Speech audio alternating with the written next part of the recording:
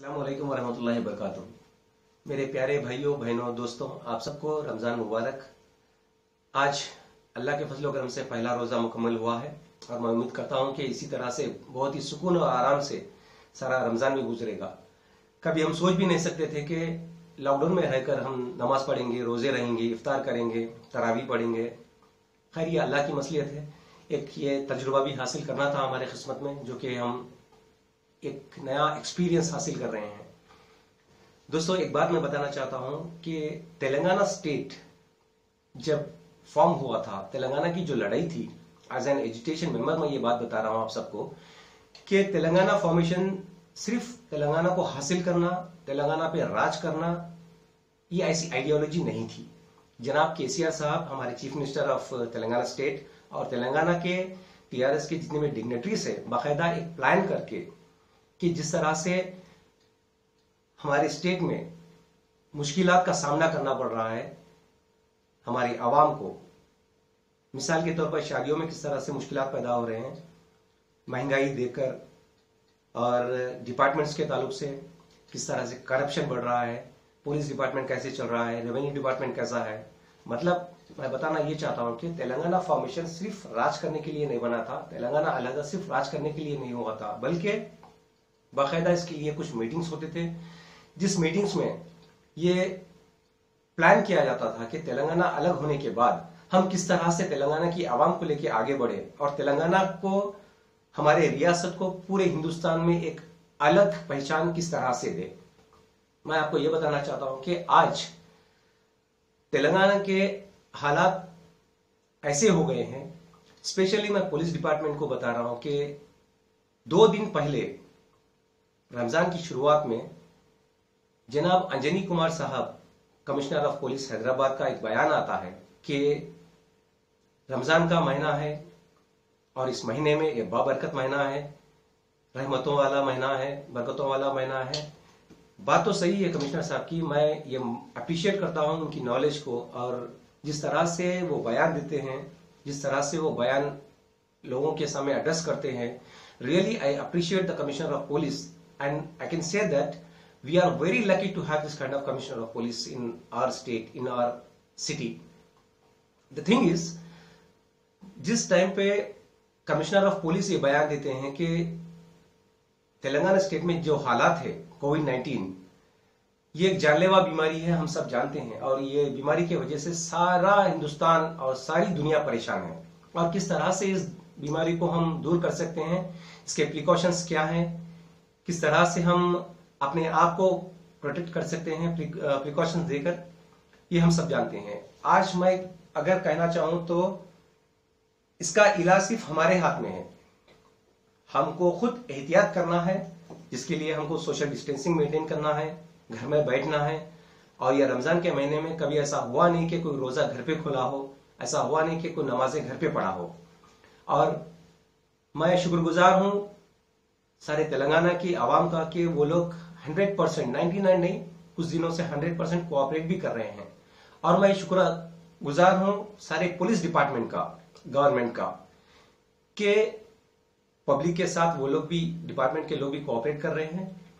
लेकिन एक बात है, एक हादसा हुआ था वो ऑटो वाले का, जब अंजनी कुमार साहब का एक बयान आया था कि अंजनी कुमार साहब खुले अल्फाज में, अपने फसी लैंग्वेज में, फसी वर्ड्स इस्तेमाल करके ये बता रहे थे कि हमको किस तरह से, पुलिस वालों को किस तरह से पब्लिक के साथ बर्ताव करना है, और पब्लिक को किस तरह से उनके जरूरत की चीजें हैं तो उसको घर तक पहुंचाना है। और मैं ये भी कहना चाहूंगा कि अगर कोई घर में बैठ रहा है आज, तो वो जबरदस्ती जोर से नहीं, कुछ मजबूरी है इसलिए घर में है, और अगर घर से बाहर भी कोई निकल रहा है तो कुछ मजबूरी के तहत ही निकल रहा है। अंजनी कुमार साहब का यह बयान सुनने के बाद मैं रिपीटेडली उस बयान को बार बार सुना हूं और एक एक अल्फाज को गौर किया हूं मैं कि इतना डीप जाकर कोई पुलिस ऑफिसर, कोई आईपीएस ऑफिसर शायद ही बोला होगा आज तक। और तेलंगाना के लिए, हैदराबाद के लिए एक फख्र की बात है कि ऐसे पुलिस कमिश्नर हमारे सर्विस के लिए हैं। लेकिन दूसरी तरफ पुलिस वालों का ये बर्ताव आवाम के साथ, जिस दिन कमिश्नर साहब ये बयान देते हैं, वेरी नेक्स्ट डे एक पुलिस वाला किसी मासूम को, वो अपने 2 साल बच्ची के दूध के लिए बाहर निकलता है तो उसको केनिंग करके, लाठी से मार के, उसका पैर तोड़ के उसको वहीं पर छोड़कर चले जाता है। आज वो मासूम उस्मानिया हॉस्पिटल में एडमिट है। कुछ दिन पहले एक पुलिस वाला ऐसे ही किसी का हाथ तोड़कर फ्रैक्चर कर दिया, और मुख्तलिफ जगहों पर ऐसे केसेस हो रहे हैं। मैं ये कहना चाहता हूं, सिर्फ मैं नहीं बल्कि आवाम भी ये पूछ रही है। आज मुझे सुबह से शाम तक कम से कम 10 से 12 कॉल आए इसी ताल्लुक से कि वो लोग ये कह रहे हैं कि आखिर ये कमिश्नर साहब का जो बयान है, कमिश्नर साहब खुले अल्फाज में ये बता रहे हैं कि पब्लिक को कोऑपरेट करना, पब्लिक के साथ चलना, पब्लिक को अगर जरूरत पड़ने पर घर तक उनकी जरूरत की चीजें पहुंचाना, ये उनका फर्ज है। किसी को लाठी नहीं दिखाना, किसी को लाठी नहीं चलाना किसी के ऊपर। ये बात सही है, बिल्कुल सही है। लेकिन दूसरी तरफ वेरी नेक्स्ट डे कोई दूसरे पुलिस वाले इस तरह से पब्लिक के साथ बर्ताव कर रहे हैं। तो सवाल यह उठता है कि क्या ये पुलिस वालों को एक कमिश्नर ऑफ पुलिस का जो बयान है, जो अल्फाज है, उन अल्फाज की अहमियत नहीं है? एक सीनियर ऑफिसर के कहने पर कोई पुलिस वाला वेरी नेक्स्ट डे किसी का पैर तोड़ता है, किसी की हड्डी तोड़ता है। तो मैं ये जानना चाहता हूं, आवाम भी यही पूछ रही है कि कमिश्नर साहब का बयान ये है तो नेगेटिव वे में बाकी के ऑफिसर्स, पुलिस ऑफिशियल्स इस तरह से बर्ताव करने का क्या मतलब है? क्या ये एंटी गवर्नमेंट है पुलिस वाले? क्या ये एंटी डिपार्टमेंट है? मैं आप सबसे गुजारिश करता हूं कि अगर जरूरत होने पर ही घर से निकलिए। हम सब जानते हैं, पुलिस डिपार्टमेंट जानता है, इवन कमिश्नर ऑफ पुलिस भी जानते हैं कि रमजान के मौकूफ पर जरूरत की चीजें बहुत सारे ऐसे होते हैं कि निकलना बेहद जरूरी होता है। उसके लिए टाइमिंग भी दी गई है।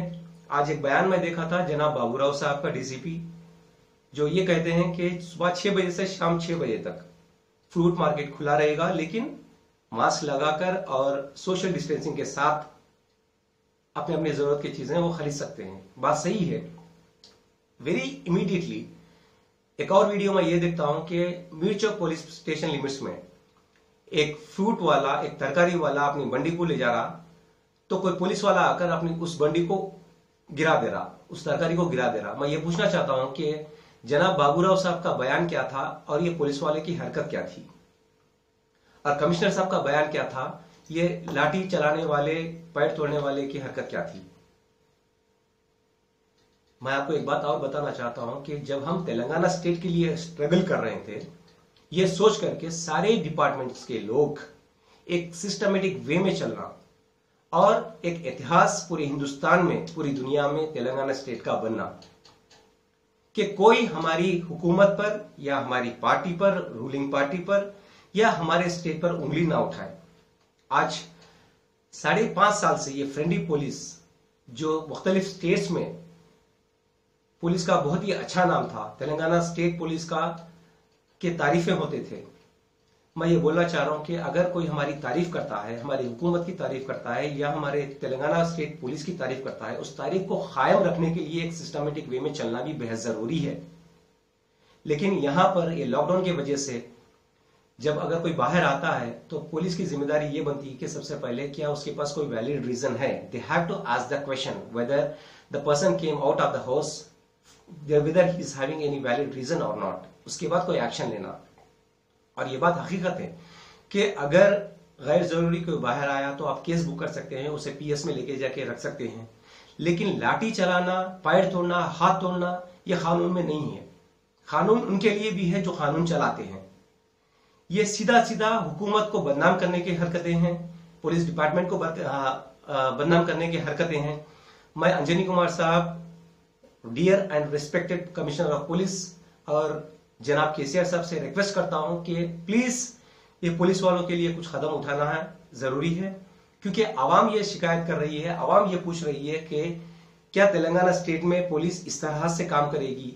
क्या तेलंगाना पुलिस की जो चर्चे होते हैं दूसरे स्टेट्स में, क्या इसी बारे में होते हैं? हम क्या जवाब दें सर, बताइए मुझे। As a party leader, as a state president for TMMVS, क्या जवाब देंगे हम स्पीचलेस है इस बारे में, कंप्लीटली स्पीचलेस हैं।